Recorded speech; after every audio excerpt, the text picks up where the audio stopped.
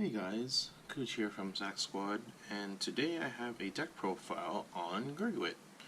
Starting with our starter, Quell. His skill is Generation Break 1, Unite.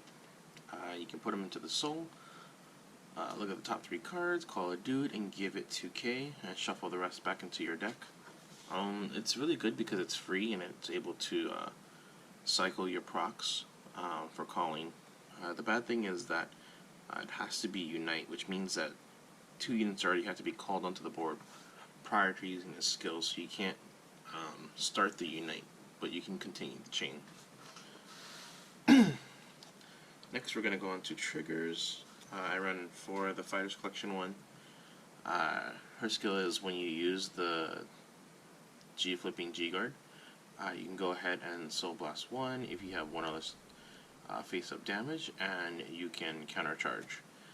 So, spoiler alert, I run 2 of the Fighter Collection G-guards, the one that unflip another one, and I use her mainly just to unflip damage more so than the actual skill itself of the G-guard, because this deck does counterblast a lot, and I like to go pretty ham with my turns.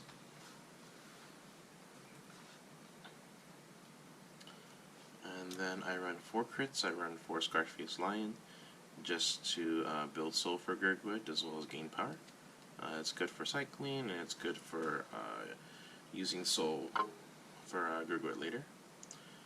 Speaking of soul, we run 4 Jerry. Jerry's skill says when it attacks or when it boosts, it gets an extra 3k on Unite. So it's a 7k swing, and then at the end of the battle, it can go into the soul and unflip damage. So again, building the soul for Gurguit, and then he also gets a plus to unflip damage as well. And then the final trigger is the Gigatech Ringer. His skill is when something gets called from the deck, you can give it 5k and then put him back in the deck from rearguard, and then draw a card. I like to put him down earlier during my turns, that way I can get power later when I do multi-attacks, and the 5k makes a big difference. Alright, next is our grade 1s. I run 2 Jeffrey. Jeffrey's skill is Unite. At the end of the battle that this unit boosted, you can go into the soul and draw a card. So, we see a trend with the crit trigger, with the stand trigger, building soul, cycling cards. So he's pretty good. And then for my perfect guard, I run Alyssa. She has 2 different skills. The first one is Unite. When she gets placed on the Guardian Circle, you can tuck a dude back into the bottom of the deck from your guard circle, and she gets plus 15k shield. So if you don't need the actual perfect guard, and you just need something to guard with, you can go ahead and use that skill. And then, she has the traditional perfect guard skill. Just keep in mind that this one says not when it's placed from hand, but placed on the Guardian Circle. So you can use the OG Gurguit skill with her, and you can use Slay Me Flare, that G-guard, to go ahead and call her out from the deck, and you still get to G-guard, or you still get to guard perfect guard with her skill. And then the main grade 1 is Horsa. Horsa is your engine. He's the one that fuels your power to make power columns. His skill is Unite. When another unit's placed when another unit's placed on the board, him and a unit in the same column as him get 2k. Remember that when you do multi-attacks and you place more than one unit on the board, he gets 2k. He gets pumps every time, so the stats can get pretty ridiculous with him. And then I play for Stride Flyer because it is a stride-based deck. Okay, so grade 2s. Grade 2s, I run for Puel.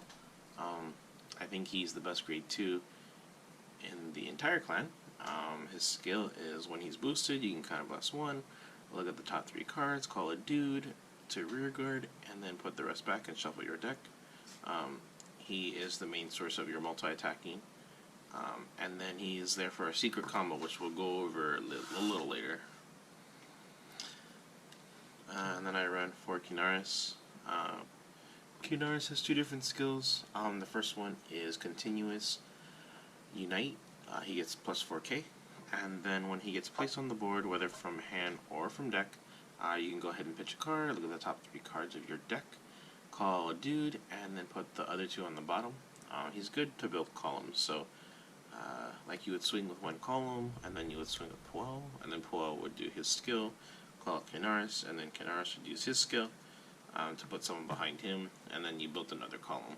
So again, good for multi-attacking, good for flooding your field, and then also good for achieving Unite too, in case you only were able to drop him from hand.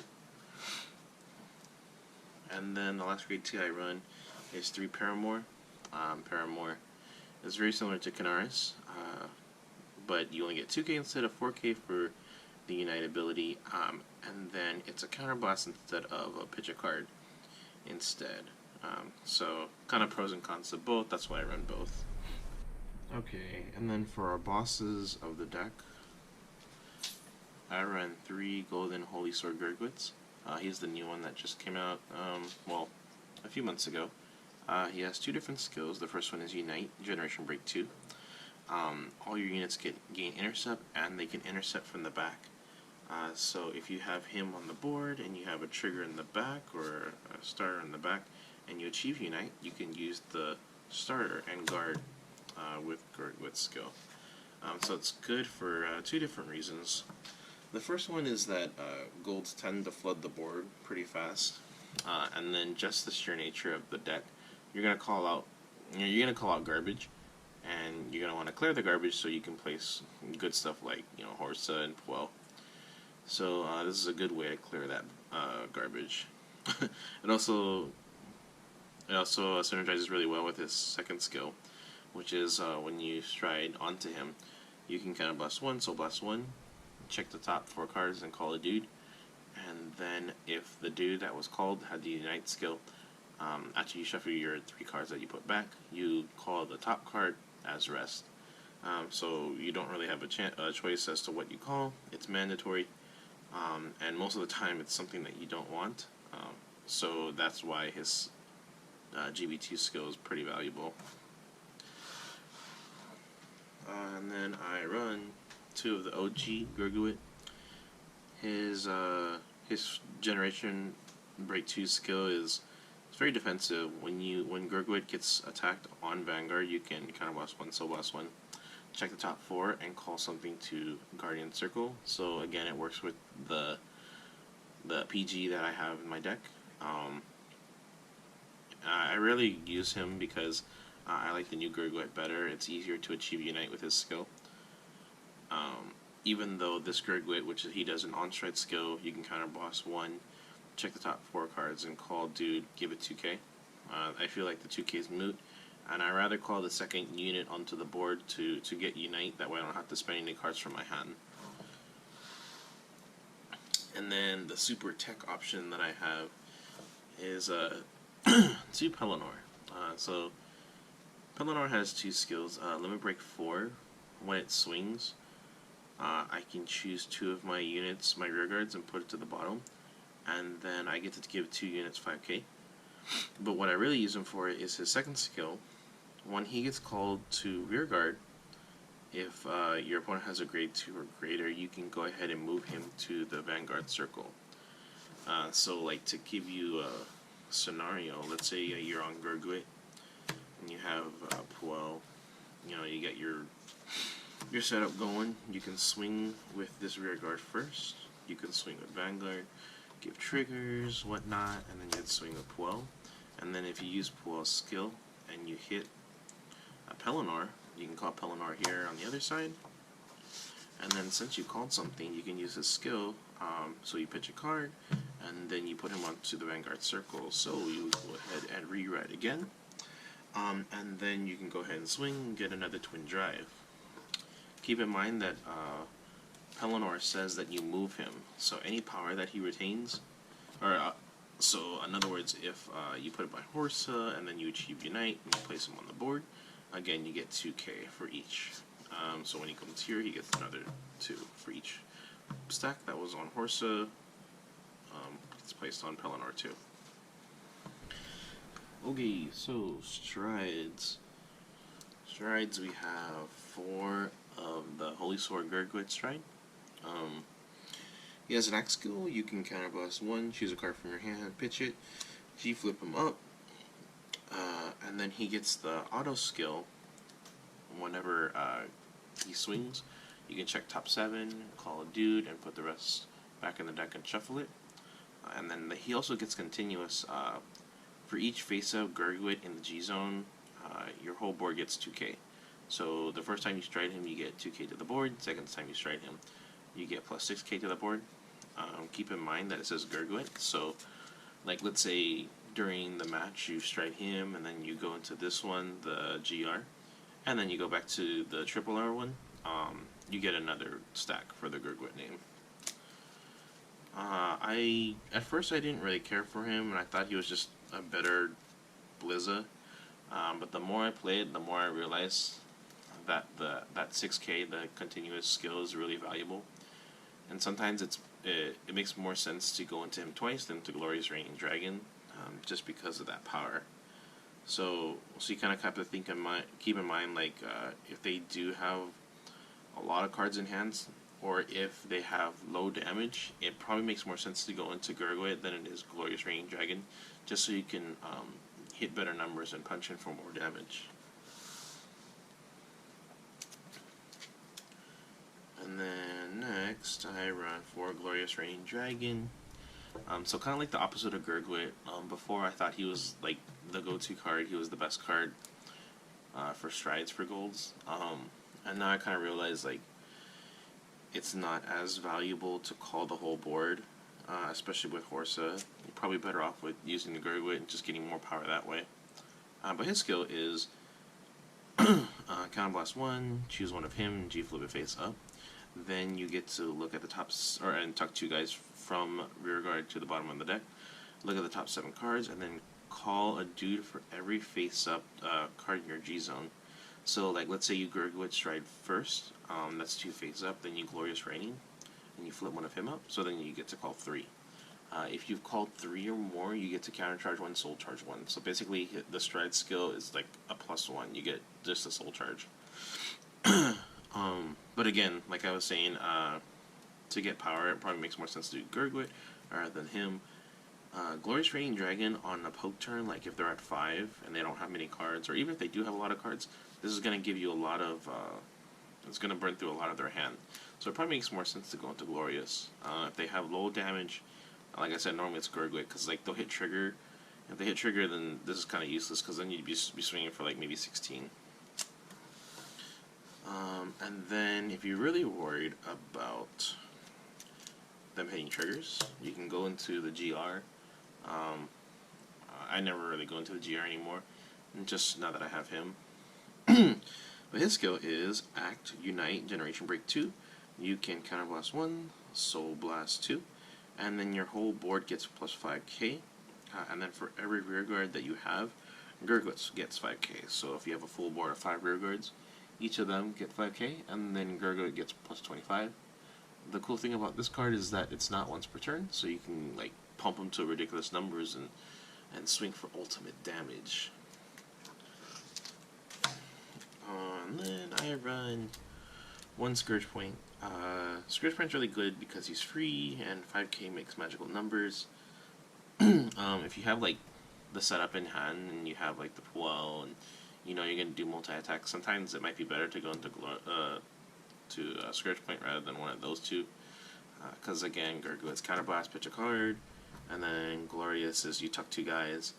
If you're just going for a straight up multi-attack turn and you have it in your hand, sometimes Scourge is better. And then we have 1 Generation Break 8. He's the best because he's a winner, obviously. His skill is Generation Break 8 Unite.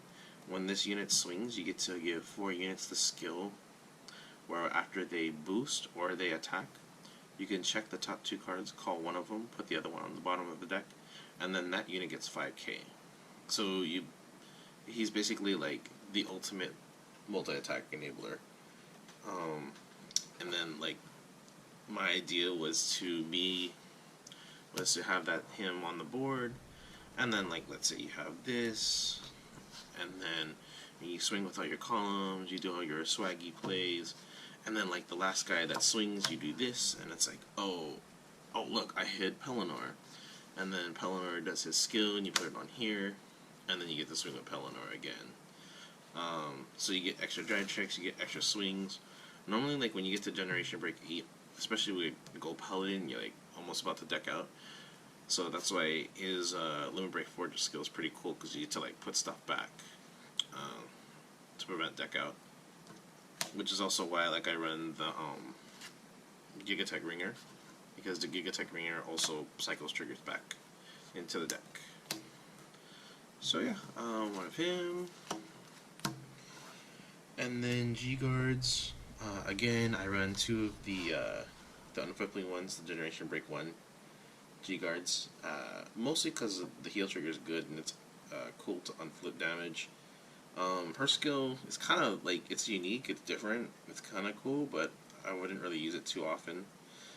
Basically, you counterblast 1 and then flip a G-Guardian up, and then you get to look at the top 2, call 1 to Guardian Circle, and then if it doesn't hit the skill, if the attack doesn't hit, then you get to call that unit to Rearguard. I don't know, I feel like it's counterintuitive to what you want to do, because like during your opponent's turn, you kind of want to clear the field. That's why you use the Gurguit Generation Break 2 skill. That's why you use like Slay Me Flare. That's why you use the PG skill and like tuck your stuff back. So like on your turn, you can go ahead and flood the board. But like she's counterintuitive, where it's like you're calling stuff on their turn, which is a little weird. I haven't found too much use for her yet, but yeah, the heal trigger is cool.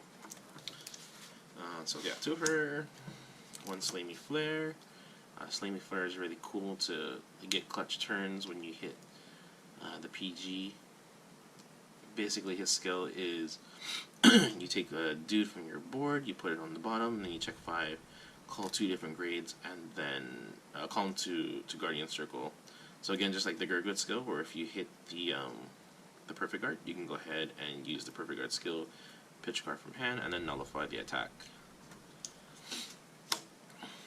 And then one of the Old Fighters Collection one, where if you have 2 or more rear guards, it gets an extra 5k. I just use it just because there's nothing else really. And then 1 Dismal. You don't really care about your rear guards too much on their turn. Like if you play against Kagura, it's okay. Let them blow up your board. This is just because just in case of like Laurel or something like that, or a VMAX. It's pretty important for those matchups. Alright guys, thanks for watching my deck profile on Gurguit. I hope you guys liked it. Basically the main goal of this deck is to multi-attack with good numbers and consistently fill the board on your turn and deplete the board on their turn. That way you can keep the cycle going. It's a cool deck to, I think it's not too intricate of a deck. It's good for beginners to get a hold of, because you don't have to, there's not too much interaction on the opponent's turn. And yeah, leave me a comment, subscribe, and if you have any questions, please let me know. We'll see you guys in the next video. Peace.